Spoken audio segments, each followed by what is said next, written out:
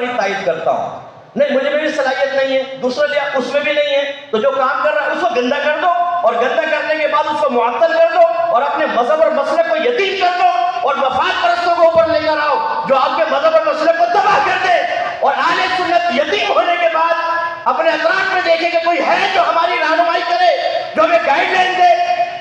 میں یقین سے کہتا ہوں اللہ مفتی صاحب کو دراز عمر بالخیر عطا فرمائے, لیکن جس دن مفتی صاحب کو ہوا مسئلہ کی یتیمی ایسی آپ کے اوپر مسلط ہوگی, ہم پر ایسی طاری ہوگی کہ ہم سر پکڑ کے بیٹھ جائیں گے.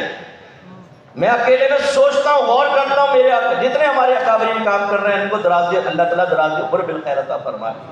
اکیلے مفتی صاحب تو نہیں کر رہے, اور بھی کر رہے ہیں, لیکن جو خصوصیات جو اللہ تبارک و تعالیٰ نے ایک عرصے تک آپ کو تبلیغ دین اور دین کے کام کی توفیق دے کے تجربات اور مشاہدات اور جو صلاحیت تھی, گاڈ گفٹڈ چیزیں تھیں, اپنی محنت سے صلاحیتیں اباری, اس کے جواب میں جو مقام و مرتبہ اللہ نے عطا فرمایا, میں نہیں دیکھتا کہ ایسا کسی اور کے پاس ہے.